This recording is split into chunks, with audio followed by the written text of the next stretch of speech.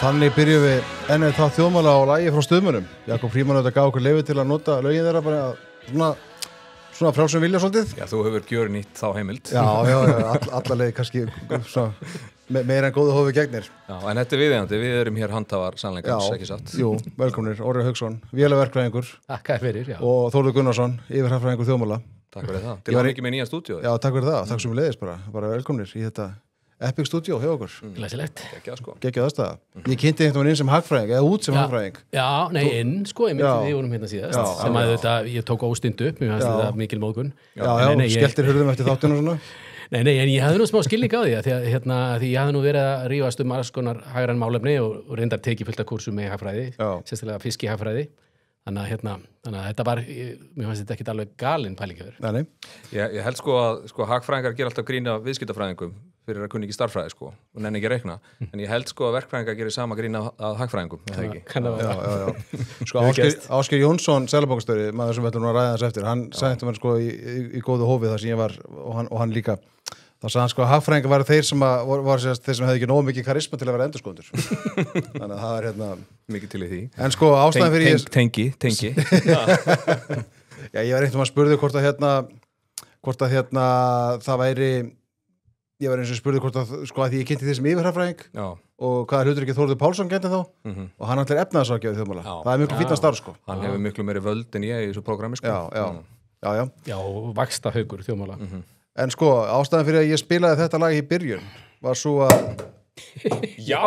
Herðu, okay. Það er aldrei ris. Þetta var ekki planað. Þetta var ekki planað. Ég veit ekki hvort þið skemmtum eitthvað þetta. Það kemur það bara ljós. Það sleppir til. Sko, byrjuð þá kannski bara þessu. Já. Fyrst að þessi flaska trósir þetta inn í prógramið. Þetta er kampæn sem hann styrmir á kampænsvöldinu let okkur hafa frá Leclerc Briand. Sko, það er sagabak þetta vín af því að þetta er 2017 árgangur. Þetta er sett á ger. Þetta er sem sagt 17 árgangur frá 2017. Þetta er tekið af gerið 2023. Og þessi tvö ártöl hafa nú smá þýðingu í þessum þættið hér í dag. Okay. Ekki satt? First Water, hvar þú ert stjórnarformaður. Það er rétt. Var stofnað 2017. Það er rétt.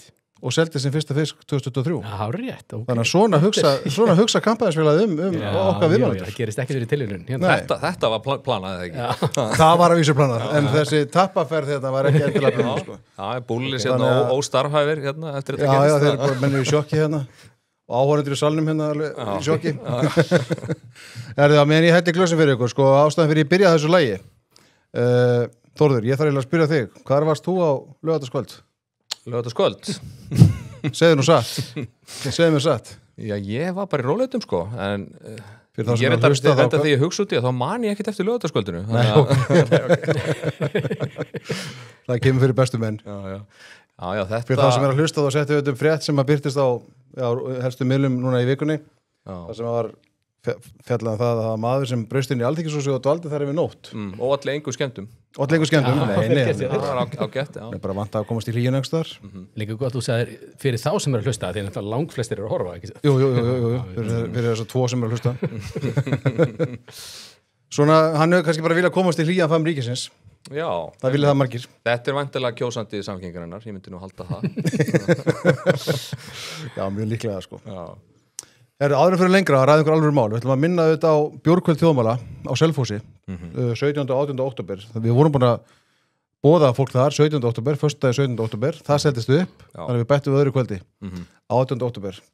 Síðan þetta minnum við alla á að fara inn á kíkja inn á þjóðmál og fara skrási þar í þjóðmál á stofuna og netverslunin klár, þannig að það er þetta vesla þar. Þannig að við erum að fara að undirbúa til dæmis áramótagigg eins og við gerum í fyrra og aðra viðburði.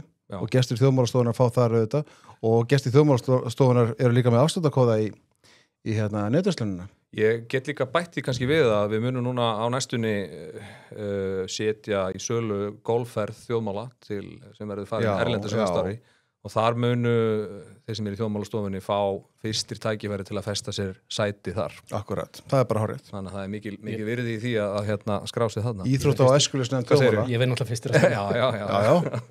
Þú varst á Golfmóti þjóðmála fyrir bara mikið stuð. Gerði gott mót þar. Veitti með skammavelurinn, þannig ég var mjög stoltur. Sko ég hef sleppt í hingað til að nafngræna þann sem fekk skammavelurinn. Ég bara verið að koma klín. Já. Það er hérna Já, þú íþrótta- og æskulýðsnefnd þjóðmála. Já, við erum að loka þessu núna bara í þessari viku. Við heldum fund Árla morguns í gær. Já. Meðan þú varst ennþá að sofa svefnina réttlátu. Ég var bara ennþá slefandi kottan. Já.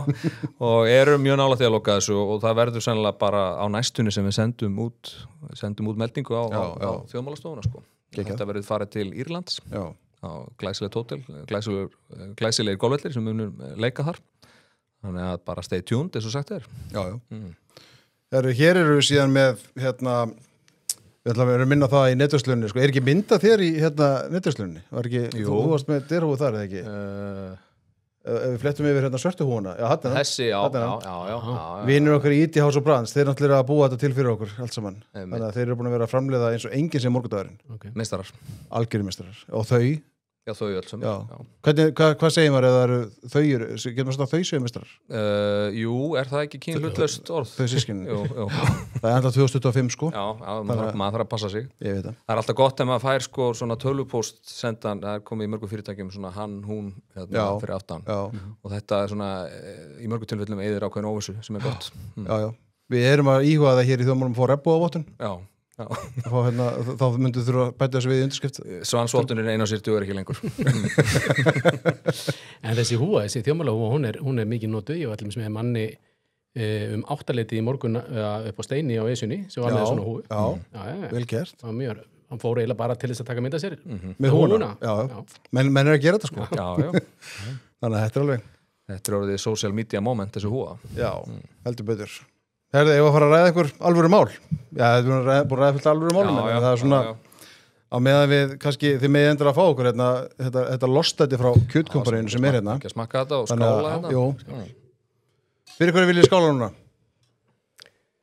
Ég vil ekki að Ef að skála fyrir mögulegum friði fyrir botni Miðjarðarhafs? Já, 45 and 47 er búin að stilla til friðar fyrir botni Miðjarðarhafs. Þannig ekki öllu sem hefur tekist það. Skál fyrir því. Sjáum hvað það duði lengi. Var hann ekki að drífa sig að því að það var ákveða morgun í Nóbelsnefndinni? Jú, það er smá gluggi hérna fyrir nefndina. Það er láta hann fá þetta. En við skálum líka bara fyrir degi 292 í alþjóðlýðveldi Valkerana sem að þetta gekk tiltölulega. Ertu með dagatali bara hakar? Tjekka á saman, þetta er dagur 292. Ef við miðum við 21. desember, það er að segja. 292 dagar af þessu. Já, og ykkur 100 eftir ef að líkun lætur. Já, það er bara, maður veit ekkert hvað, það veit náttúrulega skemmtilega týrendara, þú myndist á friðarvelunin, varst þú sem gera það? Nei, það varst reynda þú. Nei, sko, friðarvelun Nobels. Já, ok. Að Donald Trump hefði klárað þetta fyrir það, þú varst náttúrulega það. Ég held að sem er þess að stuðu á Epic Bet með þetta, ég var að byggja við nokkar í búli sem að tekka á því. Já. Hvort hann fái friðarvelun Nobels. Býtu, jú, heyrðu. Sko, já, þetta er value bet eins og sagt er, sko. Þetta er það, Já, það er ekki allir samfæðir. Svona maður óttast að það sé sennilega búið. Stuðullin er ekki að vinna með honum. Nei, maður óttast að það sé sennilega búið að ákveða þetta. Já, en það er alltaf næsta ár. Já. Það er alltaf næsta ár. Eins og við, hérna. Það er ýmislegt í gangi í heiminum sem má laga. Eins og við United stuðningsmenn segjum. Það er alltaf næsta leiktíð. Já. Heyriði, sko, það var stýrivast ákvörðun í vikunni. Óbreyttir vextir. Maður þetta vissi þetta. Sjokkar. Já, maður vissi þetta alltaf á þriðjudagskvöld. Þar að því við myndist stjóra Epic Bet, sko, það var líka stöðull þar. Og þjóðin var búin að greina þetta. Þjóðin hafði talað. Ég held að hafi nú mjög fáir búist við öðru heldur en óbreyttum vöxtum, svona með hvernig. Það er samt fínt að fá 25% ávöxtun á óbreytta vexti. Já, og free money. Já, heldur við þér. Er eitthvað sem að koma óvart við þessa? Nei, kannski kom ekkert óvart. Tónnin í þessu skilabóðum var náttúrulega aðeins svona mildari, auðvitað plein í búið að falla og auðvitað ýmislegt búið að gerast sem að bara horfurnar verri.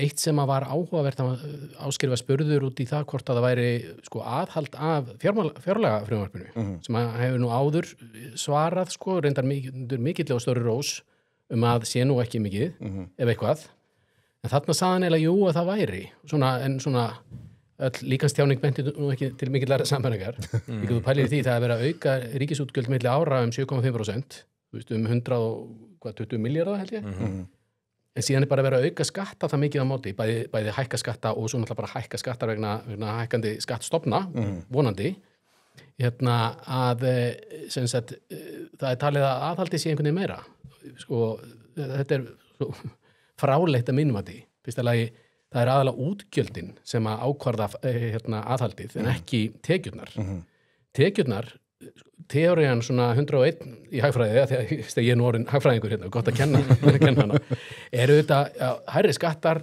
líklegt að þú sláir að þenslu aðhald með háum sköttum en býtu, hvað verður skattana? Ef að þeir fara bara onni í kistu jú, það aðhald, þá ertu að sjúga út úr hagkerfinu en hvað gerir ríkið við hefði aukna skattfé? Setur ekki kistu Eyðir ennþá meiru Akkurat. Þannig að sko, þetta aðhald af hækkandi sköttum, ég finnst alltaf það svo fráleitt. En síðan náttúrulega varandi aðhaldi bara af vöxtónum, við náttúrulega svo sem, því að, byrju, Dotti er hagfræðingur þjóðmála og Tóti Páls er efnahagsráðgjafi. Já. Dýrasti efnahagsráðgjafi landsins. Já, ok. En hann á allt gott skilið. Þá maður finnir stundum of mikill haukur í vaxtamálum og við hefum stundum eitthvað að rætta það. Hann vil nú meina að ég sé alveg sammálunum en það er bara ágætis rauk. En sko, við erum með þetta mikla háa raunvaxtastig til þessa sem að bara á papirum á hljómar samfærandi. Við erum að reyna að keyra niður verðbólgu. En byrju, hvað effekt er þetta eða áhrif er þetta háa stig að hafa? Miklu meira á sko framkvæmdir heldur en neyslu. Þannig að svo dregur úr framkvæmdum með þessu háa vaxtastígi sem aftur dregur þá úr bara frambóði í hagkerfinu eins og allir með íbúðarhúsnæði en fólk heldur áfram að eyða og spenna. Þannig að sko áhrifin af þessu geta verið alveg öfug fyrir utan náttúrulega bara cost-push elementið af verðbólgu. Það bara þú ert að hækka kostnað fyrirtækja og heimila. Þannig að sérstaklega á þessu stígi þó að þetta fyrsta stigs nálgun sé það er háa vexti til þess að keyra niður verðbólgu en ég held að hluti þessara háa vaxta séu einmitt ekki að gera það og jafnvel að virka öfugt og en eins og ég segi, ég meina Seðlabankinn með þessa skýru stefnu þessi háu raunvexti talan þetta líka verðbólgu sko háa raunvexti á verðbólgu væntingar sem að ok, er svona aðeins ný retorik en já, þannig að ég þó að þetta hefði ekki komið neinum óvart þá er þetta samt sem áður stefna sem ég er ekki alveg samfæður um. Já, og sko þegar þessar rosalega vaxtahækkanir byrjuðu fyrir 2,5-3 árum þá var sko aðal ástæðan fyrir því var sögð sko til að kæla húsnæðismarkaðinn. Hann er fyrir löngu síðan orðin skítkaldur sko og nú eru rökin orðin önnur og ég skil ekki af hverju þurfum að vera með þessa rúmlega 3% raunvexti í þessu kerfi. Ég var nú bara að skoða hvernig staðan er í Noregi, þar er 3,5% verðbólga, hvað er við 4,1% eða ekki? En þeir eru með, hvað segirðu? 4,2, en þeir eru með stýrivextina í 4,25 og voru að lækka það bara núna fyrir ekki svo lengur síðan. Af hverju, og það er frekar veikingar þrýstingur á norsku krónuna ef eitthvað er út af olíuverðinu. Það var grafin á, þegar minnist á sko hvernig vaxtahækkanir hófust, það var grafin inn á greiningu Íslandsbanka, eða sérst við Íslandsbanka bara í gær eftir ákvörðuna. Þarna sjáum við svolítið hvernig þetta hefur þróast. Hvernig stýrivextina, þeir byrja alltaf að hækka þarna bara strax haustu 21 og eru síðan bara óbreyttir eiginlega allt síðasta ár. Síðan hefst eitthvað lækkunarferli sem er auðvitað búið stöða núna sko. Ætti þetta ekki að vera svona tröppugraf frekar heldur en svona línuritt? Ok. Þetta er raunvexti, hvað eru stýrivextir? Stýrivextir, þetta ætti nú að vera svona tröppugraf. Stýrivextir er bláa línun. Já, skiptir ekki öllu máli sko. En ég velti fyrir mér akkur Noregur telur sig sem eru líka með sín eigin gjaldmiðil og alltaf akkur þeir tellir sig geta reikið hagkerfið á innan 1% raunvöxtum en við þurfum að vera með 3,1%. Þetta er svona hálfskrítið. Svo er magna hjá þeim að þeir hafa verið með frekar lágt raukingi sko. En við samt sem olíuþjóð við með svona frekar hátt það fylgta svona dölufullum elementum og meiri sem við fallum á að það sé ekki, að gengi gefi ekki eftir og það er svo margt sem að það er allir að spá því að gengi taki nú einhver í leiðréttingu niður á við eða gengis vísdælum upp á því þar segja og en það er að gerast frekar hægt. Já og sko Ásgeir talaði nú þetta á fundunum að sko í rauninni raungengið, það nú sennilega aðeins ofmetið, það ekki alveg svona sterkt, þetta nú ekkert svo slæmt, þetta nú bara allt í góðu. Þetta sýnir mannum bara það að sko þeir sem eru að stýra peningamálum hérna heima, þeir ekkert að tala við fyrirtækin í landinu, ég meina talaði við útflutningsgreinarnar, sjávarútveg, ferðaþjónustu, bílaleigurnar sem að leigja bíla sem allir hvart undan háa raungi. Já, ég meina þetta að drepa alla sko, þetta háa gengi og það er náttúrulega það sem að útflutningurinn þarf lægra gengi en Seðlabankinn opnaði nú á að það væri sennilega í lagi að gengið veiktist aðeins, en það er allt og sterkt núna, en svo segir Þórarinn sem er þarna á þessum fundum alltaf líka að Þórir Ingi Pétursson að kannski sé það bara í rauninni hörð lending sem að við þurfum. Já, ég sá það einmitt, það var haft í þrónum hérna. Já, einmitt. Þetta einmitt sko. Og þetta virðist vera það sem þeir vilja gera og kannski þetta það sem þarf að gera til að ná verðbólgunni niður úr 4% í 2,5. En það er bara spurning hversu dýru verði við viljum kaupa það. Já, hversu dýrt getur það orðið? Við erum byrjað að sjá uppsætnir og fallva á og allt það sko. Play fyrir ekki, já, svolítið sér pakki kannski, en við erum samt byrjað að sjá samdrátt í fyrirtækjum og maður finnur þetta bara þegar maður tala við stjórnendur fyrirtækja, menn eru ekki að sjá fram á að ráða mikið í vetur, menn uppsætti munu fara fram að einhver leiti fram að getum starfsmannaveltu, það er að segja, menn eru bara að skera niður, menn eru bara að skera niður að hægra það, hvort sem það er í sjávarútvegi og öðrum greinum núna í vetur. Þeir segja það bara sjálfur hérna í Seðlabankanum, að það bendi allt í sömu átt, þetta er allt saman að kólna og hægjast og öllu og þeir sjá það alveg, en höfum raunvegstin í 3% aðeins lengur. Bara aðeins lengur, ekki 2%, það er á lítið, höfum það í 3%. Maður er ekki alveg að kaupa, ég vil bara segja það, ég er ekki alveg að kaupa rök Seðlabankans, mér finnst að vera komin einhvern veginn í svona hálfgerða sjálfhöldu með þetta allt saman. Já, og svo bara eins og orðið myndist á áðan, sko, það er bara þetta vandamálið á húsnæðismarkanum stækkar alltaf að stækka því lengur sem þetta ástand varir, af því að það húsnæðismarkaðurinn kerið upp verðbólguna og hann mun bara gera það aftur af því að það er alltaf stoppa núna. Já, svo fyrir utan alls konar manngerð vandamál sem að tengjast náttúrulega vöxtum ekki neitt á húsnæðismarkaðnum. Bara þessi sko greiðslumat og þessi keðja sem að rofnar og það bara eru kannski 5 íbúðir sem ekki seljast vegna þess að einhver einn í keðjunni sem að stóðst ekki mat.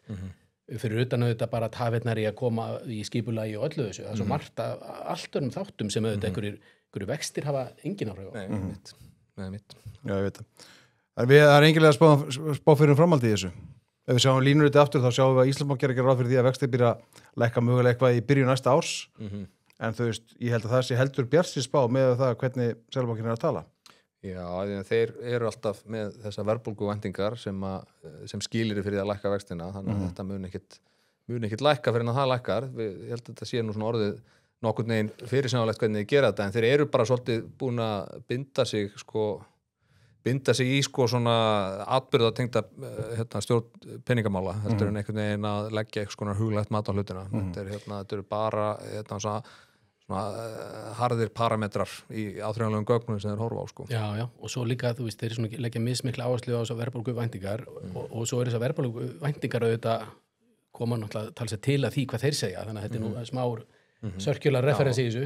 Já, Seðlabankinn er sennilega ekki að hjálpa verðbólguvæntingum. Nei, herðu, snúum okkur aðeins öðru. Við erum alltaf með skoðuna með að fá frumherja og veitum þá skoðun eða þurfum að setja hluti í endurskoðun og stundum þurfum bara að taka hlutina afkvötunni. Ég ætla í þetta sinn, kannski í fyrsta og mögulega síðast sinn að setja endurskoðuna sjálf á mig. Já. Ég nefnilega, það voru fréttir af því í vikunni, eða var fjallað um þetta á samfélagsmiðlum í vikunni, að Greta Thunberg, sem var nú í einhverju skemmtisiglingu þarna fyrir botni Miðjarðarhafs síðustu daga, hún kom til, hún fór ekki alltaf eftir Ísraels eins og vitað er, en endaði þar í vikunni, birti þessa mynd hér sem við sjáum á skjánum á samfélagsmiðlum sínum, þar sem hún var að lýsa því hvað Palestínumenn hefðu það stemt í haldi Ísraelsmanna, nema það að þarna er ein mynd sem við sjáum stækkaða reyndar af ísraelskum gísl í haldi Hamas. Já, einmitt. Þannig að og ég var eitthvað að djóka með það á Twitter, á X sem heitir í dag, og ég sagði að Greta Thunberg er gestur í vikulokunum á Rás 1 helgina en ég fekk ábyrting frá RÚV og hún verður ekki í vikulónum Já, okay. Þannig að það endurskoðunin sko Já, þú fórst þarna rátt með Já, ég var ekki viss hvort þetta er vikan með Gísla Marteini eða vikulókin og ég sagði vikulókin en svo hrínduði frá RÚV og sagði, nei, herrið, hún er ekki að koma Já, en sko En Magga-Stína mun líklega að koma í næstu viku eða þar næstu eða hvernig sem það er Sko, nú er Greta búin að missa áhugan á loftslagsmálum og komin í þetta Var að henda plasti í sjóin og svona á leiðinu Já, en hvað, þegar að 45 and 47 er búin að Hvað fyrir þetta fólk að gera? Búin að stilla fyrir það, hvað gerir hún næst? Já. Það verður spennandi hvaða vagn hún hoppar á næst Já Þannig að ég set endurskoðun sjálf mig Greta Thunberg er ekki að fara í vikulókin á Rás 1 helgina Þú stendur hér Já, ég meina, maður er bara maður að meiri Já Segi ég sjálfur eins og þú sagður daginn hóvarð er minn stærsti kostur Já, það er bara þannig Herru, síðan er annað, ég kíkti á Kringlukonu helgina og ég er alltaf ánægður að fá viðbröð frá hlustundum bara frábært og það var eitt sem að klukkaði með það við gerum alltaf mikið grín á því í síðustu viku sko, að Samfylkingin væri að búa þá að var að fara í heimsókn til fólks ég ætlaði bara að koma heim til fólks banku upp á Alma Möller mætir kvöldmátaleitið og fyrir að kíkja í matarskapan hjá þér og allt þetta og við gerum þetta mikið grín á þessu en sko það sá sem að sendi mér sem að sagði mér sem að hafði orð þessu við mig hann sagði sko að þetta er ekki svona fyndið þetta er bara eitthvað leikir sem eru að setja þarna upp og þau eru að fara að koma í tillögur sem eru nú þegar í stefnum samfélkingarnar og munum síðan segja sko við erum að hlusta á þjóðina og svona að vera að setja alltaf einhver leikir fyrir okkur þannig að þessi hlustandi vildi bara koma í álega og það er gert hér með en þetta var samt auðvitað má gera grína hlutum en þetta er bara svo mikið leikþáttur sko Já, en er ekki stjórnmálinn svolítið í því að búa til svona einhverja umgjörð og þú veist að þú stattur í miðju verðmætasköpunarhausti bara þannig að þú vitir að því áþreifanlegu atvinnustefnun á leiðinni sem að vantilega kippir þessu öllu í leiðinni þegar ekki einmitt verðmætasköpunarhaust, það er eitthvað hver kom áttu með þennan frásögn? Var það ekki bara Kristrún sjálf á sem fundi hann í Stykkishólmi þannig að það var hana, byrjar vel einmitt pínu brasen, alltaf leið Herðu, sko, förum aðeins yfir nokkrar fréttir sem við svona sáum hérna í vikunni. Það var ein frétt það sem er vitnað í umsögn viðskiptaráðs fjárlögin. Það sem er bend á það að skuldir ríkissjóðs hafa tæplega þrefaldast frá 2019. Það sem mér finnst þess að áhvert í þessari frétt, og þetta sést hérna á skjánum og er birt á viðskiptablaðsins, að það er það að vextir eru orðið næst stærsti útgjaldaliður ríkisins. Það er hérna, sérstæðan á línur hérna aðeins neðar. Þetta er engin smá útgjöld. Þetta er náttúrulega ykkur leiti falla háu vaxtastígi í landinu. Já, fyrirrættu. En sko, ef við skoðum þetta tímabil sem við erum með þarna, 2019 til loka 25, þá erum við með svona stór efnahags áföll hana. En enga síður, ég var nú að skoða efni frá lánamálum ríkisins aðeins aftur í tíman áður við mættum með það. Já, þú kannt að skemmta þér. Já, enga vini. En skuldir ríkissjóðs sem hlutfall af landsframleiðslu eru búin að tvöfaldast á þessu tímabili úr 20% í 44-45%. Það er náttúrulega, fengur náttúrulega faraldurinn og það var dýrt. Það kostaði nokkur milljarða og svo beint í kjölfarið Grindavík sem er komið vel á annað 100 milljarða sem er náttúrulega stór hluti af þessu. En svo held ég líka að það hafi verið gerð ákveðin mistök í skuldastýringu ríkissjóðs eftir að faraldurinn kláraðist. Hvernig þá? Sko ríkið var í mjög ríkum mæli sérstaklega árunum 21 og 22 að fjármagna sig stutt með útgáfu víxla sem er náttúrulega bara dýrasta fjármagnunin sem ríkið getur náð sér í og bara fyrir ári síðan voru víxlar ennþá tæplega 15% af heildar skuldur ríkisins en það er sem betur fyrir eru menn fattir að vinda ofan því núna að því að ég myndi halda sko að menn hafi haft væntingar 2022 að verðbólga myndi fara hratt niður og við getum farið í löngbref og vildi ekki læsa inni slæmkjör akkurat þá og voru að rúlla víxlum fyrir upp undir 300-400 milljarða en þetta hefur sem betur fyrir minka núna í september voru víxlar ykkur 7% held ég af útistandi skuldur ríkissjóðs þannig að það að breyta það að lengja í fjármagnu ríkisins geti verið gott til að takast á við þetta en stóra málið er auðvitað það að ná vaxtastíðunni niður og það er ekki síst gert með því að reka ríkið með afgangi Þú heyrið þá að menn eru búin að vinna heimaðunum. Já, greinilega. Ekki lánamálin. Nei, þetta auðvitað bara, þú veist, þetta að þið erum svo ofta að ræða ríkisfjármál og hvernig þau þróast og allt þetta og það þú veist, þegar skuldastarinn orðin svona, já, ég ætla bara að segja slæm og vaxtagjöldin orðin svona mikil að það er erfitt að vinda ofan þessu. Já. Svo náttúrulega sko magnað, við erum að tala slæma skuldastöðu sem er alveg sammála, við erum búin að fara úr 20 upp í 45, það er náttúrulega magnað reyndar, við vorum að tala hérna afnáma haftanam daginn og allt þetta, hvað þetta hefði nú geta verið sko miklu vera með hvernig þetta þróaðist nú og seinni hluta síðasta áratugar og hérna en við erum búin að samt tvöfalda þetta núna á þessum tíma með, þú veist, við erum að tala eins og Frakkland eða Bretland eða fullt af löndum hérna í kring hvað þau eru í hræðilegum málum. Já, ég meina Ísland ég held að meðaltali í Evrópusambandinu sé semst skuldir ríkissjóðs sem hlutfall af landsframleiðslu tæplega 90% og ef við bara skoðum okkur í samanborið við önnur Evrópuríki þá skuldar ríkissjóður Íslands lítið en það þýðir ekki að það sé mikið. Nei. Þetta sé ekki mikið, það meina ég sko.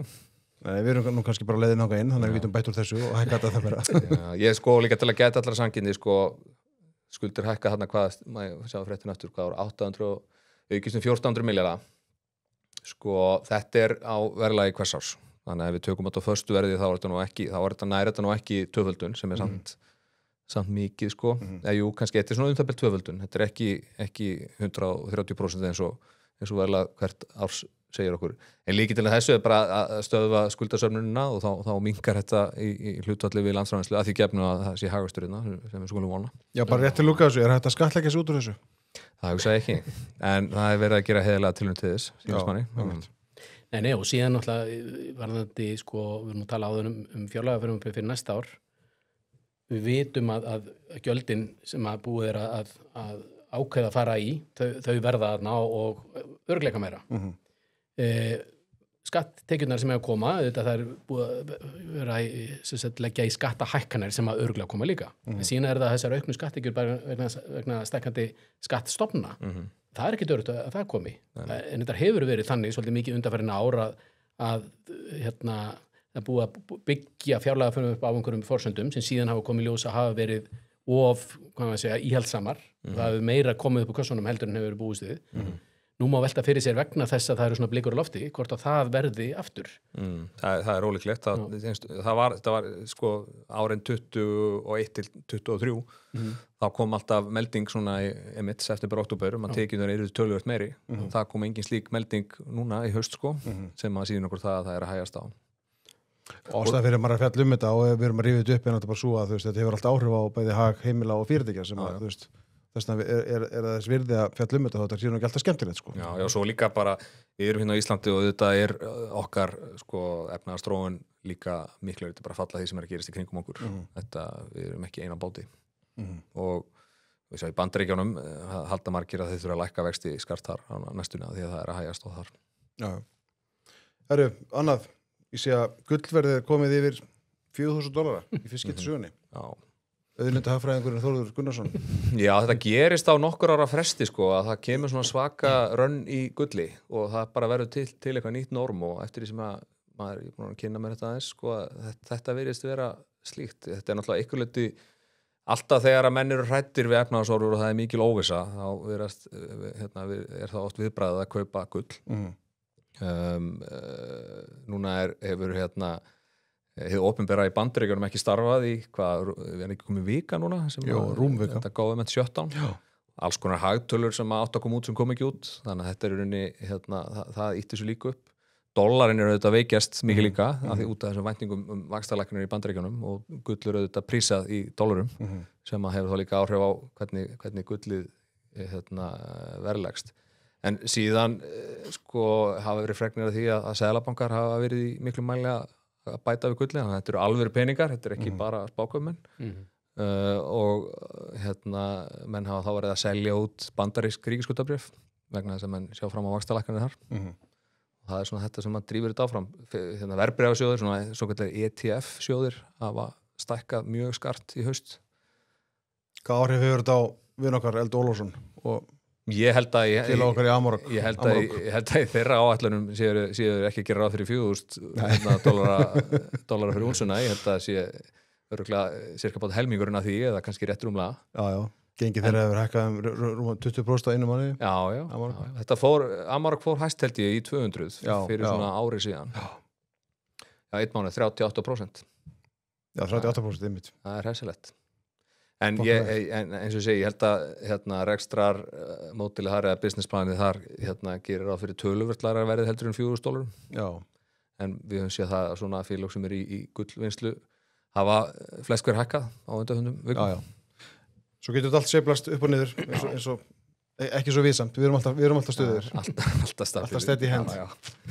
Herðu, annað sem að ég rakst á í vikunni sem er þetta mjög fyndið frétt sem að birtist á Vísi. Það var frétt sem birtist einhvers staðar, reyndar á Vísi líka það að það var einhver ný könnun sem gæti kynna að meirihluti landsmanna væri ósáttur við núverandi stjórnaráðstöðu, þá væntanlega aðalega Sjálfstæðisflokk og Miðflokk.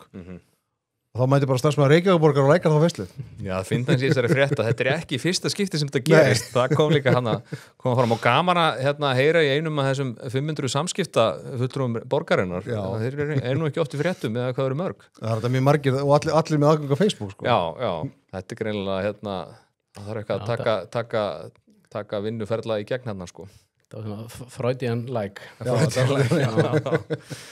Já. Bara alltaf séð sko margar starfsmenn Reykjavíkurborg að vera tjá sig á samfélagsmiðlum og takast á alls konar mál á vinnutíma og svona sko. En það hefur verið látið svolítið sleita sko. Þetta minnir mann svolítið á sko daginn var bíllausi dagurinn. Já. Og þá var haldinn fundur, þá held Samfylkingin fund í nýja Herkastalanum. Já, svona eitthvað svona flokksráðs dæmi, það ekki, heitir þetta flokksráð þeim? Ég veit það ekki alveg. Nei, okay. En það er einhvers konar, flokksfundur. Já, flokksfundur, já. Og það er náttúrulega allt krökta bílum. Já. Eins og við sjáum við mitt á þessari mynd sjá hvað eru fljótur búlífstrákandi. Maður er bara að hugsa hvað kemur næst og þeir skinnið það sko. Maður sé nú að bílastæðaverðinir mæta stundum þegar eru landsleikir í Laugardal og sektamenn hægri vinstri og þú sjá það er skiltið þarna sýnir að það er bannað að leggja. Já. Það sem sést þess að ekki þessari myndi er náttúrulega að það voru þarna 2 bílar sko frá Reykjavíkurborg. Já. Og það var einhverju starfsmenn Reykjavíkurborgar á bíl. Já. Var svo bara að funda Samfylkingunni og já, það er eitthvað að fara að fá hlunnindarökkun held ég í næsta skattframtali. Það má hafa gaman að þessu. Þarna er einmitt, Reykjavíkurborg. Er eitthvað reiðhjólarna fyrir utan? Ég sé það nú ekki. Nei, og ekki gengur borgarlína þarna? Nei, og mun aldrei gera. Þannig að þessi Herkastali, þetta er svolítið flott hús. Veitu það ekki? Nei, jú, mér erst ágætlega hefna. Stóð ekki til að byggja mosku þarna einu sinni? Jú. Það var ágætt að við slepptum því. Já, hún er upp í Skógarhlíð þetta. Já. Samt eins og þessi einhver leyniþjónustæðana. Þetta er eitthvað pínu ógóðanlegt þegar maður kemur inn í bæinn. Já, ég held að þetta væri eitthvað hús úr Game of Thrones en hvað varð býtu nú við? Okkar maður Kwang Le keypti náttúrulega gamla Herkastalinn í bæ. Já. Hver er komið með þá fasteign núna? Vittu við það? Nei, ég bara þekki það ekki. Nei, við erum að komast að því. Þannig að það býður seinni tíma. Já. Ef að gera hlý á þættinum og fara að leita því. Það er örugglega að komast að þessu. 14 fermetrar, það er örugglega að vera með eitthvað hótel eða eitthvað svona. Það er eitthvað fjárfæstahópur bara búin að kaupa þetta. Já. 630 milljónir. Finnst það nú ekki mikið fyrir svona fasteign? Það þarf nú að gera eitthvað þarna. Já, líklega. Saldið upp, safnað við allt. Stiluðu þurfa bara þetta. Já. Herðu, við spáðum við hér í fyrir vor, bara apríl eða maí, að líklega myndi Íslandsbanki og Skagi sameinast. Við vorum alltaf að vera að fjalla samstarf Íslandsbanka og Vís og ég held hér fram fullum fettum að Íslandsbanki og Skagi myndu örugglega hefja samrunaviðræður. Fékk smá ákúrur og sýndur frá fjármálaeftirlitinu og svona. Þú ert vanið því? Já, við erum alltaf stórir. En nú er þetta bara mögulega að raungerast. Mér finnst nú gott fyrsta lagi að þetta er nú kannski svona verst geymda leyndarmál á fjármálamarkaði eða þú sért að vitni sjálfa þig að það hafa verið fyrstum verðina. Já, Gísli fatta upp á þessu. Já. Það er bara hannig. Þeir stálu hugmyndinu þann. Já. Þeir eru alltaf hlusta báðir. Nei, ég held að þetta er bara mjög lógist skref. Þetta vildi Íslandsbanki sameinast Kviku. Já.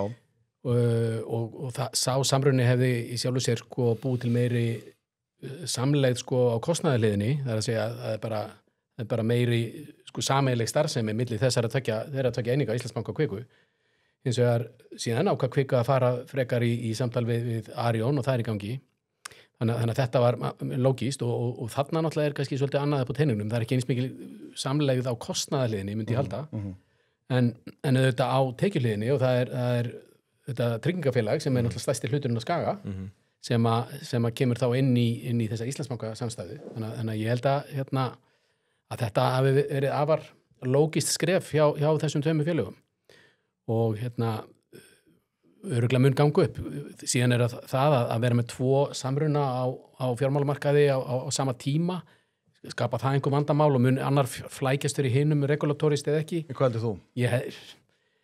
Ef maður bara svona horfir á hvernig lögin eiga að virka þá nei og þetta ekki að það lest kortur öðru en svona hvernig hlutinni virka í raun þá gæti það gert það og meina aðalega líka bara på tíma og resursur og alls konar þannig að þetta en ég bara segi 7.13 vonandi bara ganga báðir samrunar eftir. Já, þetta kannski bara eina leiðin fyrir sko, eins og með horfður frá Íslandsbanka fyrir þá sem stjórnar bankanum að búa til sko viðunandi virði fyrir hluthafanna akkurat núna, ég meina manni finnst ólíklegt að eiginfjárkröfur verið lækkaðar á bankana eða bankaskatturinn verið lækkaður efnahagsorfur. Það er eiginlega bara enga líkur að það eru mjög litlar allavega klálega ekki undir þessari ríkisstjórn. Efnahagsorfur eru svona frekar soft þannig að þetta ekki kannski eina leiðin fyrir fyrirtæki svo Íslandsbanka að búa til viðunandi verið fyrir hluta það geti verið hluta ástæðunni. En sko ástæðurinn mér langar til að benda þess á þetta fyrir þetta það vitni spá mín í uppræði að það var sko hvað gerist þegar þetta verður ekki þú veist ef að Kvika og Arion ef að sá samrunni gengur ekki eftir eða sangins eftir þetta stopparan sem er alveg líklegt að getur að gest ef þessi samrunni Íslandsbanka og Skagans gengur ekki eftir þá erum við með margar einingar þar sem menn eru búin að sjá þar sem mennindir sem þeim stýra mennindir og konuna sem þeim stýra eru búin að sjá mögulegan í hagræðingu í samrunum og allt þetta það er einhver ástæð fyrir það að gera þetta ef þetta verður ekki að þá setjum við uppi með einhvern veginn að mínum að þið kannski glötu tækifæri til hagræðingar og til sparnaðar þá lokum fyrir viðskiptunni, er það ekki rétt mat eða? Það geti verið en náttúrulega þegar kostnaður þessar stofnana er alltaf að aukast Já, en sko ég er ofta gaman að rifja upp þegar Kvika keypti TM það var mikil stemming fyrir því á markaði menn voru búin að reikna út eitthvað sparnað upp á x 100 milljónur ári Straumur keypti ekki TM þetta er náttúrulega áður en Kvika MP fyrir TM fyrir ekki, sorry Kvika keypti TM það var mikil stemming fyrir þessu menn búin að reikna út eitthvað sparnað og samleið og allt þetta sko svo leið bara ekkert svo langur tími þannig að markaðurinn bara gati ekki beðið eftir að það seldu TM þú veist, bara hætt surugli hún að selja þetta áttur í 2 ára eða eitthvað? Nei, kannski eitthvað aðeins meira en þeir svo sem viðurkenndu það að því að þetta átti að verða sko tekju samlegð og reyndar hefur í gegnum tíðina að hafa bankar og tryggingafélög ekkert alltaf verið mjög náð miklu saman ég held að í tilfelli sko Arion og Varðar hafi þetta gengið vel en þetta búið að reyna þetta náttúrulega margoft og oft síðan farið aftur í sundur og ég held að lykill hafi verið eiginlega best sko verður áfram sem vörumerki hjá Kviku nei en þannig að þetta virðist vera sko þegar þú ert með eignastýringu og svo ertu með tryggingafélag það er mjög margt sem að þú getur gert þar en svona sem einhvers konar kostnaðarsamlegð eða þá tekjusamlegð að þú kaupir bankaþjónustu og tryggingar á sama stað og með fastinglán og tryggingar á sama stað þannig hugmynd en svo stundum, ég meina það eru sumir sko, ég man nú meiri segja í tilfelli þessara hefnuðu samnýtingar á bankaþjónustu og tryggingaþjónustu sem ég held til að hafi orðið hjá Arion og Verði þá stundum var þetta pínu svona skrítið, það var kannski þá sjaldan maður hefur þurft að fara inn í útibú núna undanfarin ár þá var einhver greið gjaldkeri sem að ég var eitthvað með einhver gjaldeyri og þurfti eitthvað að gera ég þurfti lifandi mannsku og hún svona spurði mig í lokin og svona vildi helst ekki þurfa að spurja En má ég nokkuð spyrja því hvað með tryggingaviðskipti og ég þurfti nú að rifja það upp bara eiginlega og að því mér langar svo að bjóða þér að þetta og þetta og svo svona bara fjallum frá því og mér fegin að þurfa ekki að fara út í það lengur. Já, það var búið að segja henni að þetta var í nýja. En nei, svo fær maður hringingar og maður fær til lögur og svona og fyrirtækin kannski fá einhverja samleið út úr því, fá einhverja pakka á eitthvað svo leiðis. En ég held að þetta sé meira á þú ert með þetta bótasjóðina og ert með eignastýringu, getur kannski gert eitthvað saman úr því. Miklu frekar heldur en að kundin vilji endilega vera með eitthvað one-stop shop milli trygginga og bankaþjónustu sko. Já, og það er þá spurning hvað við erum sjó á. Þeir verða þá, ef að þetta gengur eftir, þeir verða þá einir eftir. Já, það verður. Þeir bara standa einhverstaðar þar í storminum. En í öllu falli held ég vonandi verða bara báðir þessi samruna, bæði út frá báðum og öllum meiningum. Já, nei, ég meina, er eitthvað algjörlega augljóst að eins og þú sagði aðan, bankar og tryggingafélag, ég meina þetta hefur ekkert alltaf virkað og kannski bara fínt að vera bara tryggingafélag, það getur líka verið. Já. Spurjum Hermann Björnsson í Sjóvá. Já, fórstjóra. Næsta mál, fá hann hérna. Var hringið hann kannski núna? það gerst um síðast þetta. Stefán hringdi nú bara hérna miðan þetta. Já, það var gott content. Já. En það kom vel út. Hringdi í Bergþór Ólafsson sem að vill verða varafórmaður Miðflokksins. Já. Þetta eru þrír öflugur einstaklingar að berjast um þetta. Það er bara heilbrigðismerki á flokknum. Það er líka mögulegur slagur annar staðar. Já. Nú ert þú einn helsti ráðgjafi Lilju Alfreðsdóttur í Framsóknarflokknum. Ekki lengur. En hún er náttúrulega, eins og við fjallaðum á því hér, hún er augljóslega að gíra sig upp í það að bjóða sér fram sem formaður Framsóknarflokksins og skora þar Sigurð Inga Jóhannsson á Hólm, núverandi formann. Já, ég sá nú þessa fyrirsögn og velti nú fyrir mig hvort það á það erindi við almenninga Lilja sé eitthvað að prumpa upp í rúmið.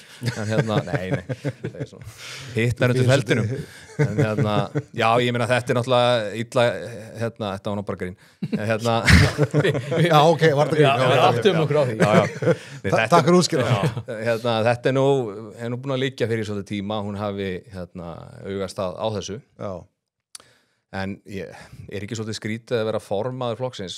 Hvað er langt í kosningar? Það er bara sennilega 3 ára eða eitthvað. Öllu á breyttu, já. Já, getur formaður flokksins verið út af þingi allan þann tíma? Ef það væri kannski ári í kosningar, að jafnvel 1,5 getur það sloppið. En manni finnst nú skrítið ef að formaðurinn er ekki á þingi. Er það ekki nauðsynlegt? Sko,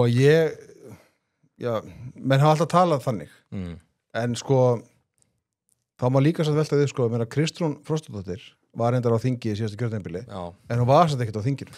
Nei. Hún var bara úti á feltinu. Hún var kjörin þingmaður samt, sko. Hafði kapasitet til þess að þá gæti allir því sem taka þegar þess þurfti. Nei, en ég held að sé allavega erfitt ef út kork í þinginu nýja í einhverju sveitastjórn, þá ertu svolítið, þú allavega þarft að finna þér þinn flöt svolítið fastar, en þetta er svolítið breytt frá því, bara með öllum miðlum og öllu, þú veit að með einhverju handafli og þú sem er ráðgjafi hennar sem er nýtt fyrir mér getur kannski fundið gótt úr því. Það var líka grín, sko. Ég áttaði mig á því.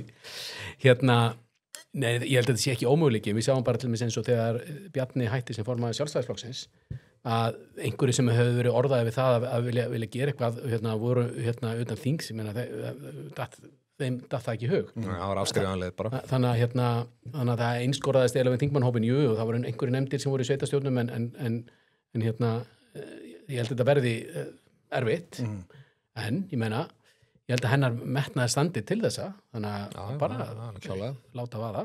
Já. En það er bara hennar að sína okkur að við höfum rámt fyrir okkur að hafa þessi eigasendir. Hún er náttúrulega afskaplega öflugur pólitíkus.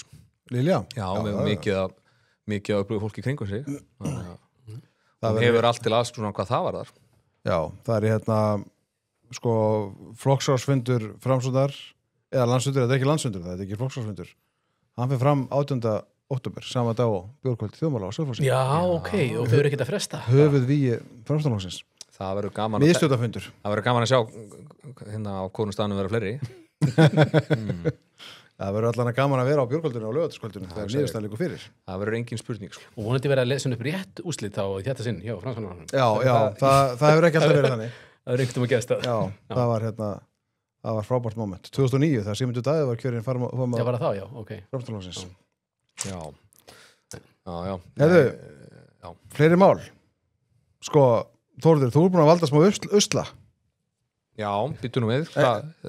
Það er nokkur, já þetta. Það er ekkit óvænt, þú ert ekki að svitna neitt. Ég er ekki að draga þetta upp sem er eitthvað óþægilegt, sko. Þú komst upp með mig hérna á Alþingi helgina og svo núna þetta. Já. Sko, þú varst í öðrum þætti, hérna, einhverjum þætti hérna á MBL. Já. Hjá honum Stefán Einari. Spursmálin. Já, Spursmálin, já. Sko, þú ert með þjóðmál, Stefán er með spursmál. Ég er sem að fara að starta eitthvað sem heitir stórmál. Já. Ég meina, why not?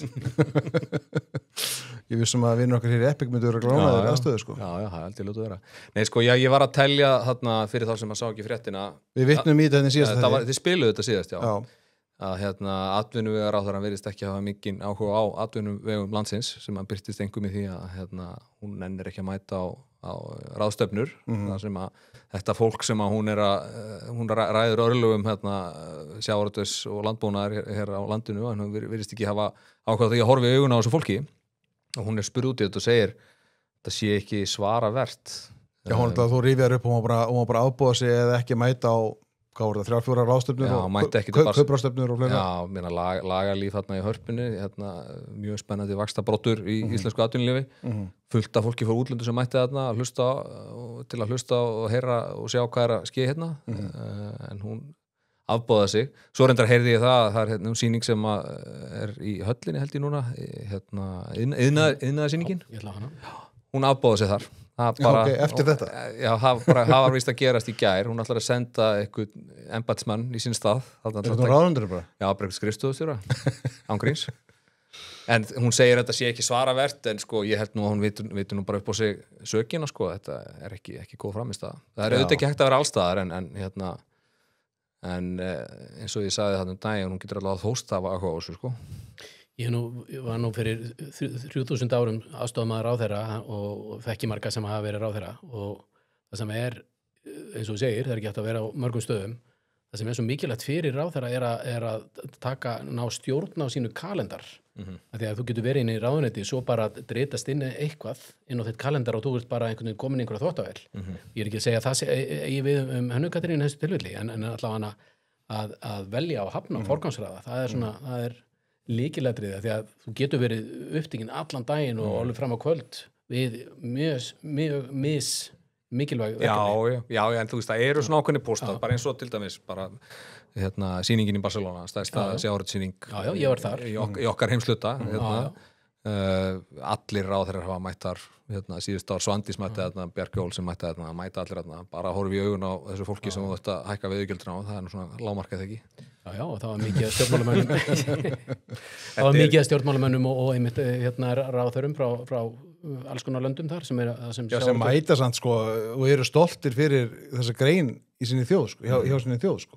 Það er norski sjávarútvegur mætir og er stoltur af því á norsku sjávarútvegi. Já, það er ekki Jú, það voru bæði og meiri segja, sko, þeir sem eru minni spámenn á Norrlöndum í sjávarútvegi mættu þarna.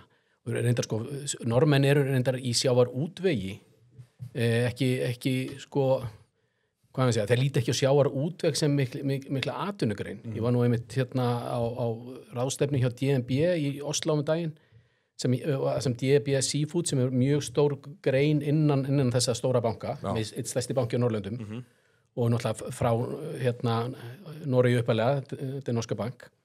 Þetta var seafood, nema 95% af þessu var laxeldi. Já. Og svo voru örfáir þarna sem tengdust einhverjum veiðum á villtum fiskum. Það var einhvers konar svona félagslega byggðastefna en ekki iðnaður. Já. Þannig og svo erum við náttúrulega að miða okkar skatta á Íslandi við þessa félagslegu byggðastefnu í Noregi. Þannig mjög gott. Allt er fyrirmyndar.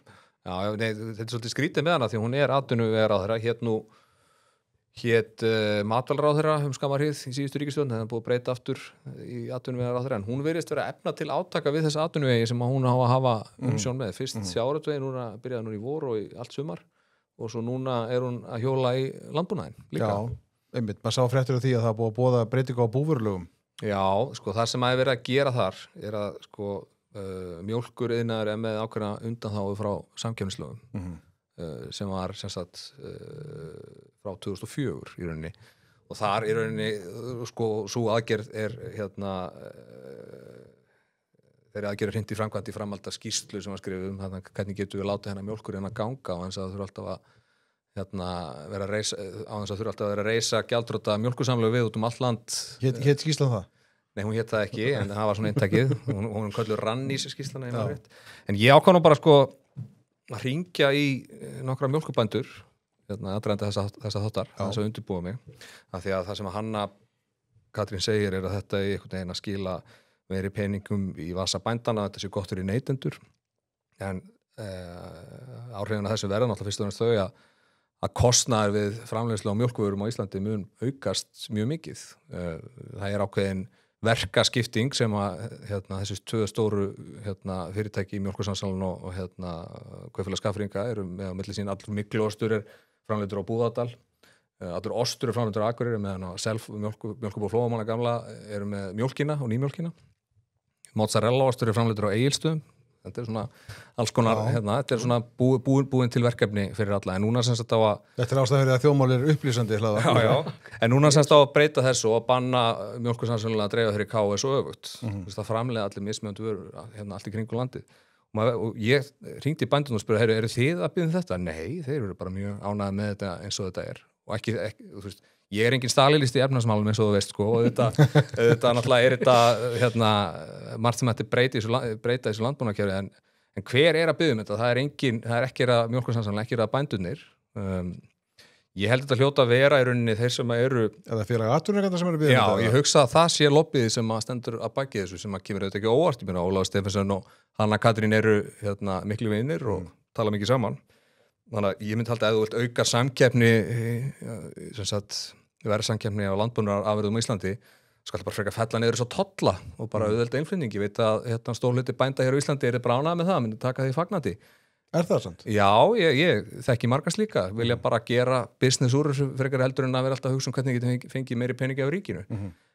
En heildsalatin vilja það ekki, sko. Þeir vilja halda þessum tollkvótum og taka þá sjálf. Þeir vilja bara veikja íslenskan landbúnað, gera vörurnar dýrari til þess að þeir fái meira fyrir tollkvótana sína. Heildsalatin þá í þessi innflutningsaðilar Já, þeir sem eru að flytja inn osta á eða hvað það heitir, sko. Sem eru þeir sem að reka félag atvinnurekenda. Já, þannig að ég hugsa þetta hverjir græða á þessum breytingum, það eru fyrst og næst þeir, ekki græða neytendur á þessu því að verð mun hækka, það er alveg einsýnt það sem að kostnaðurinn í kerfinu mun aukast og við erum bara að horfa á það, ég meina það eru 480 eða 90 mjólkurbú á Íslandi og mörg pínu lítil, svo erum við að sjá út í Evrópu, Arla fyrirtæki ekki Svíþjóð þeir voru að sameinast belgískum eða þýskum framleiðanda sko, það sem að það eru þá 15.000 bændur sem eru þá á bakvið þetta sameinaða fyrirtæki framleiða 25 miljardar lítra af mjólk á ári versus 150 miljónir lítra hér á Íslandi sko. Þannig að það er þá samkeppnin sko. Þannig að ef við ætlum að reyna að halda upp þessari framleiðslu á Íslandi þá held ég að við þurfum að leyfa mjólkursamsöluna að halda áfram en á sama tíma þurfum við bara að opna innflutningin. Ég held að græða allir á því. Já, en er þetta ekki svona mál það sem þú getur alltaf vaðið í, þú getur talað til frösum bara svolítið eins og veiðigjöldin og sjávarútveginn, þú ert alltaf vaðið í sko stóru samlögin og menn vaðið í KS og menn svona máli upp alltaf einhver svarta mynd af þeim sem eru að reka þessi batteri. Já, ég meina, sko, Ísland skort á samkeppni milli aðila og allt þetta. Ég meina, sko, það hefur tekist að koma þessari mjólkurframleiðslu í eitthvað ágæti standina, það er ekki fullkomið, ég veit það alveg.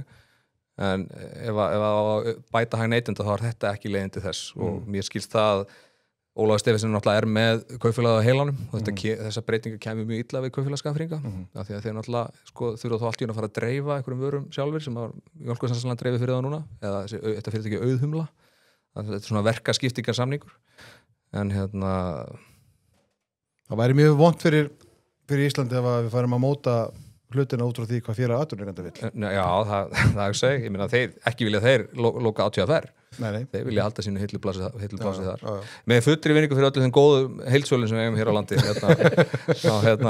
Ég veit ekki hvort að þetta sé sniðugt, sko. Orri, hvaða heimavinnu var stöðu kúabænda fyrir þetta? Ég fæst ekki móral. Þú ert búin að lesa lánamálin síðan áratug. Já, alveg aftur til 2019. Svona hringið nokkra kúabændir í morgun. Ég er ekki múin að hringja neitt. Sko, hann hringdi mig í morgun og segði bara, ég ætla átsmart ára að hugsa. Já, og þú búin að þínu þegar. Ég bara stend hér svona linur og eftir. Já, við vorum að ræða þetta og þú náttúrulega bentir á það, sko, landbúnaðari, það ekki niðurgreiddasta atvinnugrein í heimi? Ég held að, ég meina, það er sko, það er alveg hægt að ákveða ef maður svona fer út úr þessu tiltekna máli og hugsa bara, ok, maður vill viðskiptafrelsi. Þannig að það hlýtur að vera svona fyrsta stigs nálgun og með, hvort sem er með matvæli eða með sko, kísimál með hvað það er.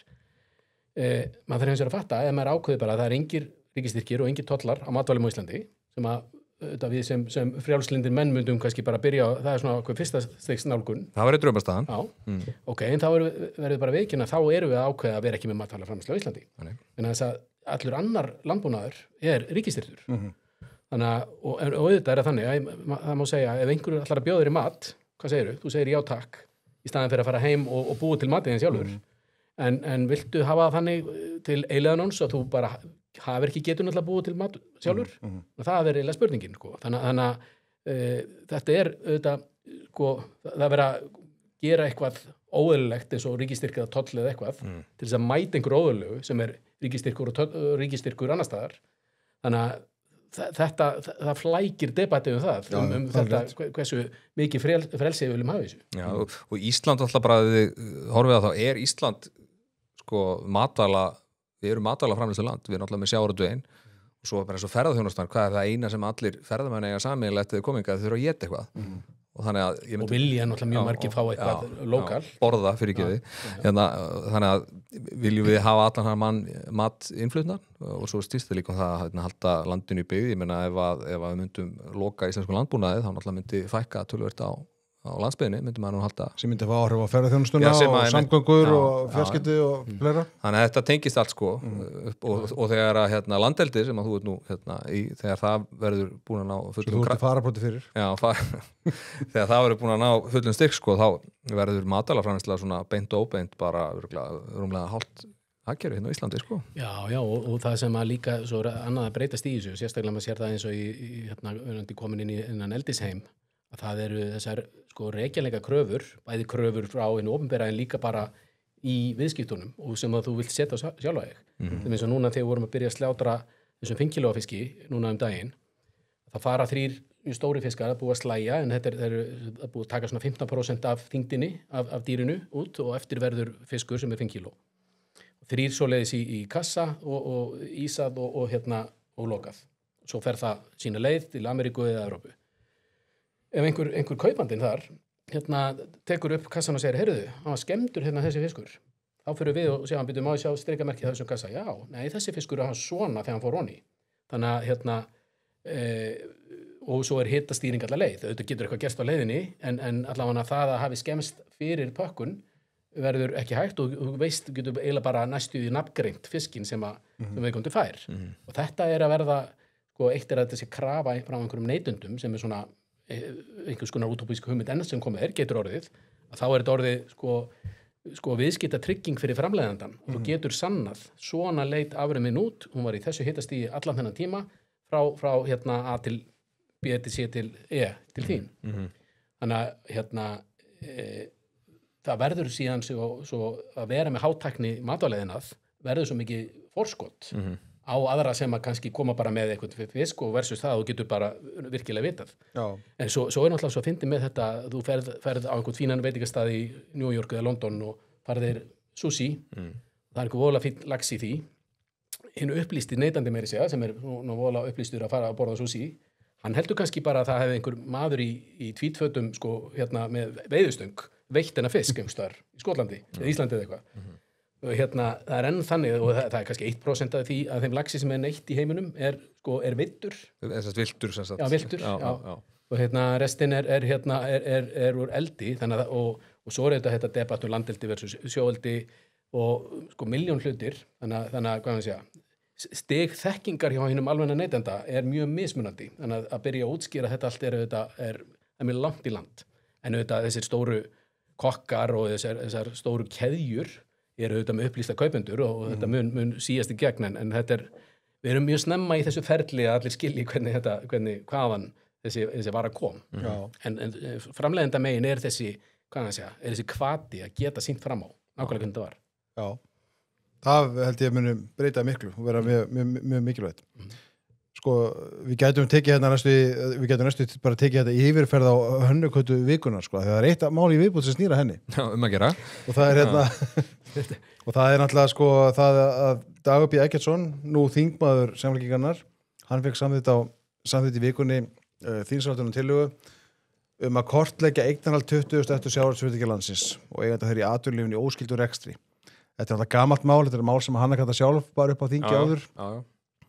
Sko, þú veist, það er ekkert merkilegt við þetta og það er mögulegt að gera þetta og Dagur hefði gert það sjálfur með smá googli og eða bara farið á kelduna og skoða þetta, sko. Þetta eru allt opinberar upplýsingar sem liggur allt fyrir, þetta er ákveðin populismi, sko, en þetta er líka bara, þú veist, ástæður fyrir vildi draga þetta upp, það er alltaf verið að senda atvinnulífinu, þú veist, einhvers konar vond skilabá, alltaf vera alát hortendingar atvinnulífsins. Veist, er þetta ekki bara liður í því? Jú, og bara í þessari skýrslubeini sem er á vef Alþingis, þetta lesa hana þar er verið að sko telja upp eitthvað samanlega hagnaði verið eitthvað árabil og bókvært eigið fyrir sjávarútvegsins er eitthvað 470 milljarðar eða hvað það er. Hvað er þetta eigið fyrir? Halda menna þetta sé bara inn á sparnareikningi, ég meina farðu bara til Neskaupstað og labbaðu kringum vinnsluhúsið þar eða farðu niður á Höfn og sjáðu skipin sem eru bundið við bryggju þar, kannski bara í notkun 5-6 mánuði árið. Þetta er þetta eigið fyrir, þessi skip, þessi dýru tæki og pluss þessi vinsluhús, þessi dýru vinslu sem menn hafa verið að fjárfesta í. En svo finnst mér líka að það þurfi líka bara aðeins að draga sko nýja víglínu í þessum efnum, sko, fjárfestingar í óskyldur rekstri. Sko, hvernig heldur fólk eiginlega að hagkerfi vaxi? Akkurat. Það verður til afræstur í einni atvinnugrein og svo afræsturinn notaður til að fjármagna þá næstu. Þetta er bara eðlilegastu hlutur í heimi. Þannig að mér finnst að menni ekki að vera í vörn með það að sko, afrækstur þessarar greinar sé nýttu til að fjármagna aðra. Bara alls ekki. Það er þannig sem að hagkerfið stækka. Já, mér finnst bara allt vont í þessu. Þetta er, eins og þú segir, þetta er svona populist, þetta er svona tilhjörn til þess að vera með einhvern óvinn. Það er náttúrulega mjög þægilegt. Þetta er bara eins og margir gera bara í veist, fari í... Þetta er þess að þau saka Donald Trump að gera, sko. Svo dæmis í tíði, sko. Og svo eins og Doddi segir, sko, þau miður hafa bæði sjávarútvegsfyrirtækin sjálf og kannski eigendur þeirra tekið of lítinn þátt í öðru, og af því að meðal annars að því að þetta er retorikinn, að það sé svo ræðilegt. Ef að þú hefur, náð einhver út úr því að vera í þessari tilteknu grein, að þú meir þá ekki fara í einhverja óskildagrein. Áttu bara að vera eins og Jóakim Aðlund með þetta einhverju stóri hyslu og stórum peningagemi. Baðaðu upp á því. Já, vera með stökkbrettið og þetta. Þetta er bara hið eðlilega, sko, kerfi hagkerfisins. Það er að þetta rístlist. Því hann skrifar í sko Facebook-fæslu og ég held að það sé haft eftir í þessari frétt, ef við fréttum með þess niður. Mark bendir þess að arður að auðlundin hafi ekki nema takmörkuleyti ratað til þjóðarinnar og hafi auðsöndum fyrir viki gefið forskot og færi til stóra fjárfestingar sjávarútvegsfyrirtækja og eigenda þeirra miklum fjölda fyrirtækja í óskyldu rekstri. Þjóðin í þessu tilfelli er ríkissjóður, ekki satt? Vantarlega. Já, ég meina, er það eina sem skiptir þjóðina máli? Hvað er ríkissjóður? Þetta er náttúrulega bara... Er ekki einhverju fleiri í þessari þjóð heldur en ríkissjóður? Nei, ég meina, hugsaði öll sjávarútvegs, sveitafélögin út á landi sem að það er augljóst þú kemur í suma bæi, hvar hefur nú gennum tíðina kannski gengið vel í sjávarútvegi og hvar ekki og hvernig það hefur nú ríslast viðkomandi bæjarfélag. Okay, það var náttúrulega þjóðin náttúrulega hlunnfærinna þegar þetta fór ekki hvað í ríkiskassan eða? Já, því að þið opinbera einmitt hefur sannað yfirbyrðu sína í ráðstun fjármagns frænkaðila. Það er greinlega það sem að Dagur er að benda á. En það er enginn að svara þessu nema bara við þér. Nei, ég meina mér veist alltaf að gera þessa skýrslu, bara sjálfsagt, en það er bara, hún verður samt notuð til að það er ekkert að, ég meina, sjálfstæðarflokkurinn var nú með á þessari skýrslu, svo ég, í atkvæðagreiðslunni. Já, ég meina það er bara fínt að gera þessa skýrslu. Já, en sko, þess utan, sko, fyrsta lagi að því þetta er tilhjörn til einhverja retorikur til þess að svona að búi til einhvern svona óvinn út úr þessari grein, og mér náttúrulega alltaf verið að gera. Og síðan er að hitta hversu margar skýrslur, hversu mikið hlutfall af skýrslubeiðnum frá háttvirtum alþingismönnum eru bara búa til eitthvað, eru bara atvinnuskapandi inn í einhverjum ráðuneytum og einhverjum ríkisstofnunum í staðinn þess að það mætti nú kannski bara svona strömlínulaga sem þessar stofnanir og eða bara gera eitthvað gagleira. Sko það sem maður hefur áhyggjur að þetta verið einhvern veginn nýtt til að láta Pál Gunnar fara í eitthvað ævintýrlegt prógram. Það er alltaf FN sem hann og Svandís fóru lögða staði upp með sko. Maður hefur áhyggjur að því að þetta verið notað í eitthvað ævintýrlegt rugl hjá samkynniseftirlitinu sko. Þeir fóru bara langt fram á sér með það sko. Og voru hrakið tilbaka sem betur fyrr. Já, en bara, gera þessa skýrslu, þetta er allt opinberar upplýsingar og bara, Þú myndi gera þetta á einu kvöldi? Já, líklegast, ég geti klára þetta bara fyrir kvöldmatt. Ég skal, fær bara aðgang að keldunni og við bara, þetta verður bara glæsilegu vitnisburði þess, sko, hvað framlag sjávarútvegs bara til hagvextar á Íslandi. Við skulum bara horfa á það þannig. Ég heldur endur að þetta verður vitnis um það að hann sé alltaf lítill, sko. Alltaf lítill? Já, bara sjá sem sé ekki nóg duglegur að fjárst í óskildum rekstri. Meðal annars bara því að menn hafa vilja, og konur, vilja svona halda sér höndum og ekki sína of mikið, sko, einmitt að hræðslu við að vera einhvern veginn búið niður, sko. Nei, en ég bara, ég svo segi, það þarf að draga þessa vílínu upp á nýtt. Það er bara sjálfsagt að afraksturinn að sjávarauðlindinni nýtist til annarar atvinnu uppbyggingar og fjármagnunar fyrirtækja, sama hvað þau heita, sko. Og hana nú, talandi menn sem eru ekki hræddir við að púaði niður. Já. Við eigum sameiginlega vinn Magnús Ragnarsson sem að hefur nú Pabbi Rak sem hefur sýnt sko ákveðin hlutverki í uppvexti og velgengni þjóðmála og verið rödd þjóðmála öðru hvoru. En það kostaði ríkið til rándýrsnáms í Bandaríkjunum í leiklist og rafbindingu. Já, rafbindingu. Hann er að gefa tilbaka. Já, þó nú veri að gefa tilbaka til samfélagsins. Sko, hann á sig það áhugamál. Það undarlega áhugamál myndi einhverju segja, en ég er ekki að kvarta að hann hefur gaman að því að rýna í opinbera texta. Já. Og þetta þekkt þegar hann flutti við tókum heilan þátt, þar sem við erum búin að gera 2 þætti.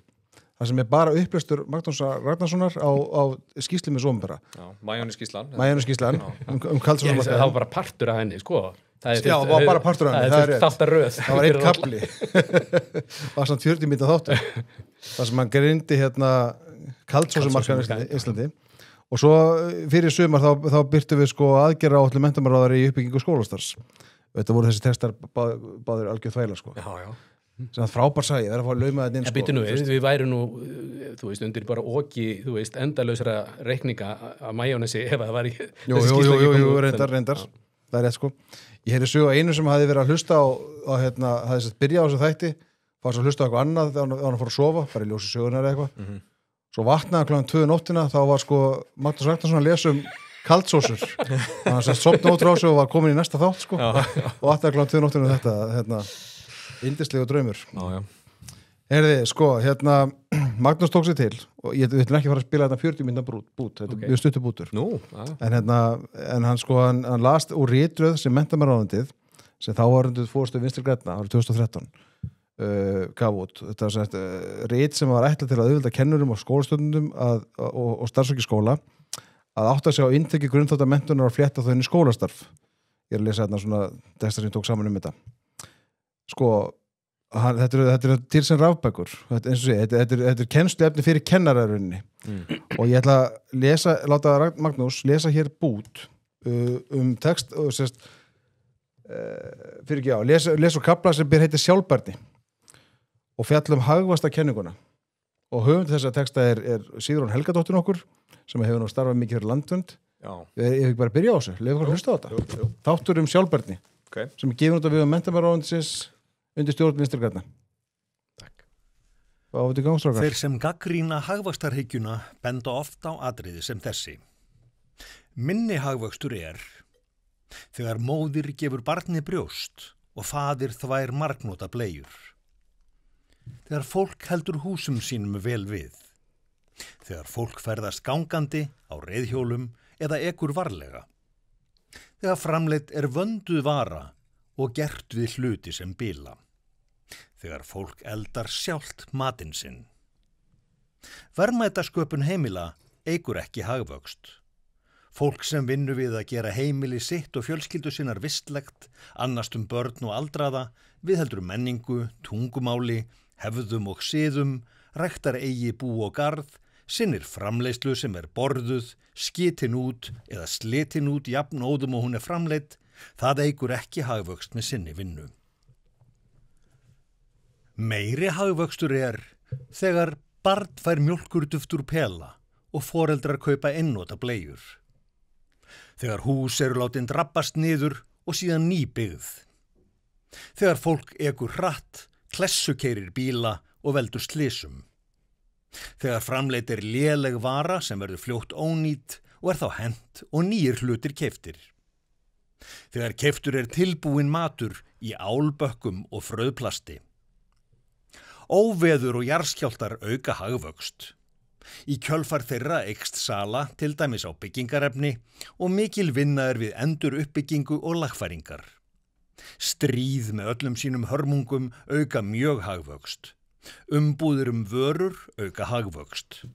Atvinna skapast við að hanna þær og framleiða, sala vörunar eykst og verð hækkar. Umbúðir auka mjög sorp og vinnu við sorphirðu. Já. Já, það bara ekki hann að heyra hennar hagvöxtur hinn mesta meinsend.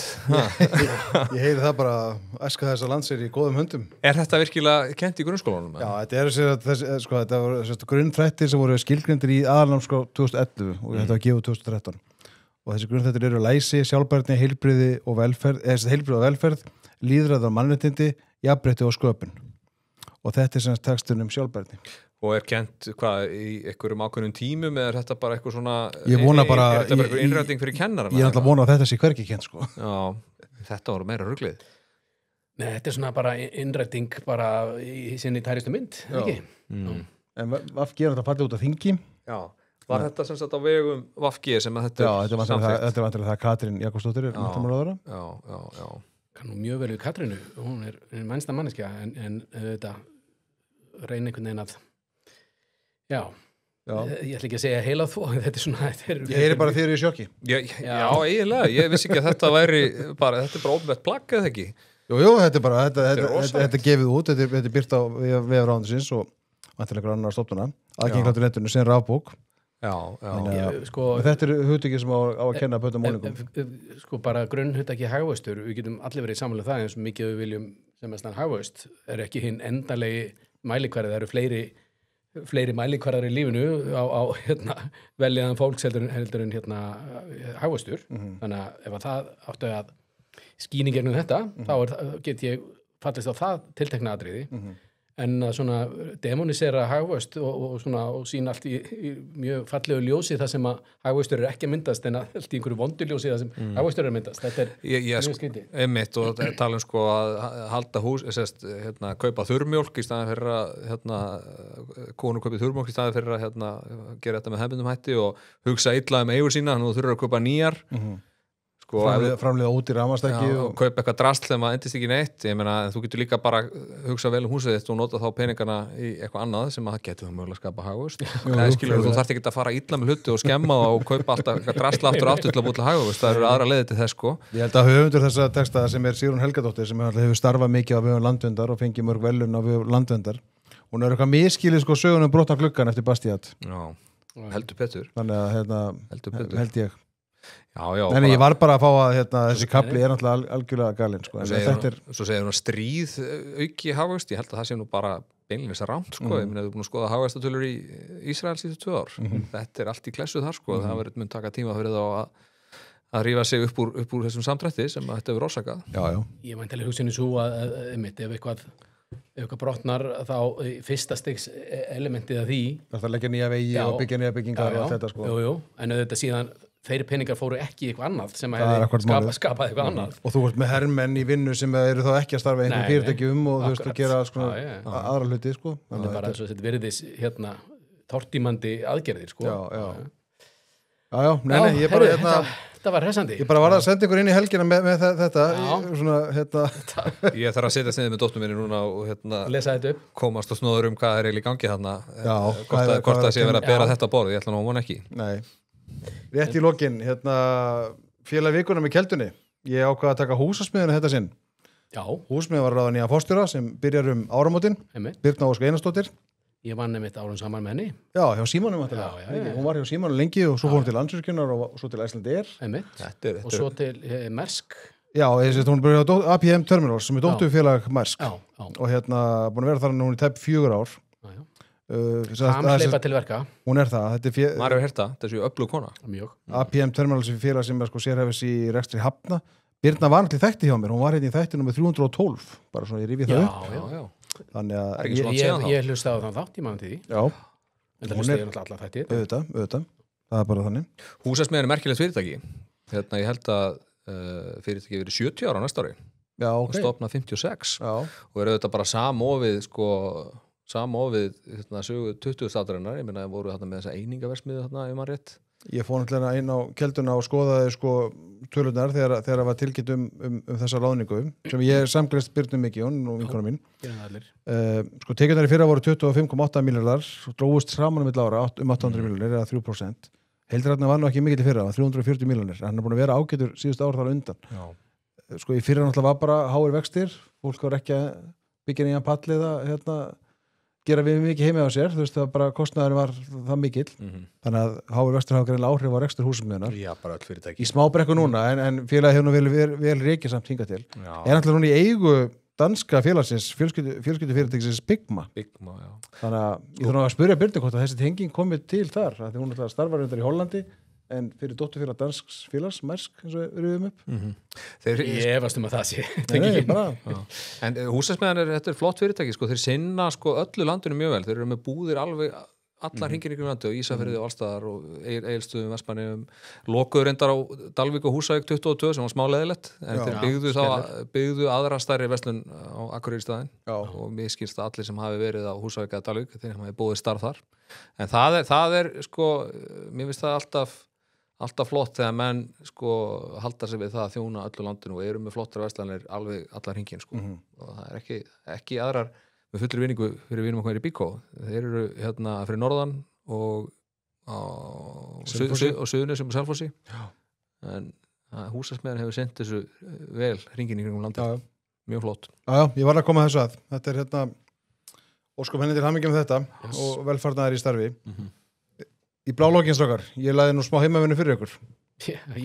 Ég gerði bara 10% heimavinnu með hvað Þórður gerir. Vinur okkur í Arctic Trucks Polar, þeir eru allir að bjóða upp á jeppaferðir á Suðurpólinn. Og við erum nú að stefna að fara þangað. Við ætlum að taka upp þáttar. Við ætlum að taka upp þáttar, bara saman hvað tautar og raular. Og utan þeirra einnig þeirra, það bara kemur í ljós. Bara við vinnum með það sem við höfum. Þetta reddast. Ég baði ykkur að velja 2 kaupallafórstjóra sem myndi vel að taka með ykkur í svona jeppaferð. Ef við færum. Já, þetta er alltaf mikið af, þú veist, ég fór fyrst að hugsa, ég meina Vilhelm í Eimskip og Gunnþór í Síldarneslunni, þetta eru hressir og skemmtilegi kallar og örgla undirbúinir til hverskins áskoranir í svona ferðalögum, en svo rann nú upp fyrir mér, ég myndi nú örgla, 2 kaupallafórstjórar, ekki satt? Jó. Ég myndi taka Ástíði Festi og Maríu í símanum. Það er bráðgreindar og hugulega konur sem eru örgla gaman að fara í jeppaferð með. Ok. Ég var ekki svona vogaður að taka konu með mér.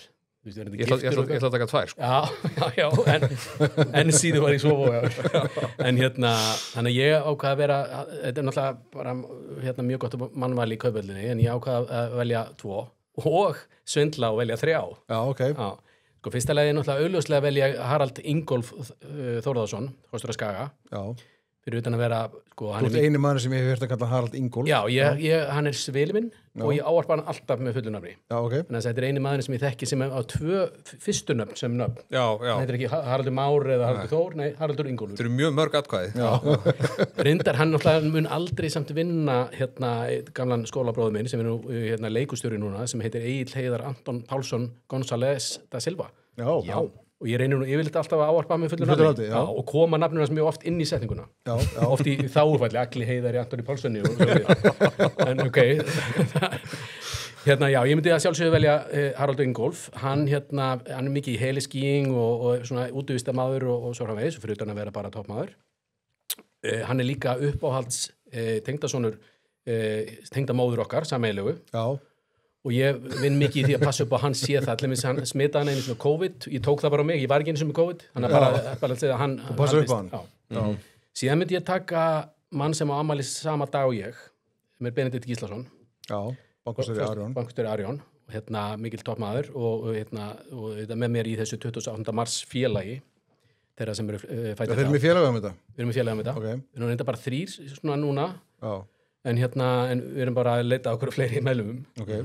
Og síðan að því svindlega og var það að fá að taka 3 og það myndi ég taka mann sem að hann tala mikið við þessa dagana og fáránlega skemmtilegu maður, Ármann Þorvaldsson, kostur í Kviku. Já. Hann næstu jafn skemmtilegur og hann lítur út úr að vera, ekki alveg, en mjög skemmtilegur. Og það var nú ekki lítið sagt. Nei, akkurat. Nei. Ég rakst á hann á Ísafirði í sumar. Já. Ármann, hann var að fara þar einhver hlaup. Þannig að nei, hann var í golfferð fyrir ekki. Golfferð, ég hef spilað með honum hring, hann flottur kýlingur. Já. Hvort það var ekki í golfmóti Kviku ekkert í fyrra, hugsa ég. Þetta svakaleg ferð sem við erum að fara í. Já, þetta var gott. Ég meina, sko þjóðmálaferð. Hann mikill kylfingur manni líka í Suður Vestmannaeyjum. Já. Og Tenerife. Já, akkurat. Ég var nú þann heiður að vera til þess að fá ekki endalaust skammavelunin sem við sé ekki áskrifandi að þeim áratugin. Það var ég eitthvað að reyna að æfa mig í síðustu viku á þeim eyjum. Var ekki gaman? Undir handleiðslu mágs míns og vinar. Já. Jú, frábært. En hvort að það hefði svona batnað mikið hjá mér getan, en veit ég ekki, en ég er svona að reyna að þú veist, ég bara nenni geta augnar á hjá ykkur. Nei, sko, þú veist. Ég er ekki að ég spil ekki golf, sko. Ég verð ennþá verið. Þú talar svona mikið upp golf og... Já, ég er að fara að byrja. Það er oft sagt með golfa, sko, að golf sé eins og kynlíf, sko, þó það sé lélegt að vera samt golf. Já. Samt alveg smá gaman, sko. Ok. Þetta er ágætis afstæða. Ef við ekki bara skála fyrir því. Já, skála fyrir því. Mér langar að vita meira um þetta samband ykkar Haraldar Ingólfs við tengdamóður ykkar. Já. Það er 40 mínútur þáttur. Já. Ég ætlir þeim vandast þetta, sko, að Június Meivand, tónlistamöður, svili minn og hann líka uppáhald, held ég, tengdamömmu okkar, sko. Já, ég skil. Þannig að, en þú veist, ég bara leifur mig á það. Já. Ég er búin að vera lengur, en þú veist, ég er búin að tengda svona hennar lengur, sko. Ég skilji. Já, þú veit svona ríkisskuldabrefið og hann er eitthvað svona vaxtarstokkur eða ekki. Hann er kerið sér early days. Já. En hann bara, það er að með þér. Já. Herðu, að ekki vera leikburinn helgina, strákar. Bara takk fyrir komuna í Þjóðmál. Gaman að sjá okkur. Að koma og vera í mynd. Já. Ég bara þakka kærlega fyrir mig, þetta er búið að vera alveg æðislegt. Við ekki? Líður ekki vel? Fyrir sett og klæðurinn helgina? Það held ég. Eins og vellir? Það er hérna snýttu hérna, þeir eru búin að kvarta á svo. Þessir bakkar verða hortir eftir 3 mínútur, sko. Þannig að það er gott að láta menn sko horfa á allan þáttinn, það verður með svona svangir. Þú veist, flýta sér að tala hraðar og svona þátturinn verður skilvirkari. Mæjan á mér er farin að garga, sko, þannig að þú þarfst að fara að slúta þessu, sko. Já, herru, slútum þessu. Ég segi góð helgi. Takk búlístrákar fyrir að vera með okkur, takk þér sem hlustuð og þér sem horfðuð, góð helgi. Takk.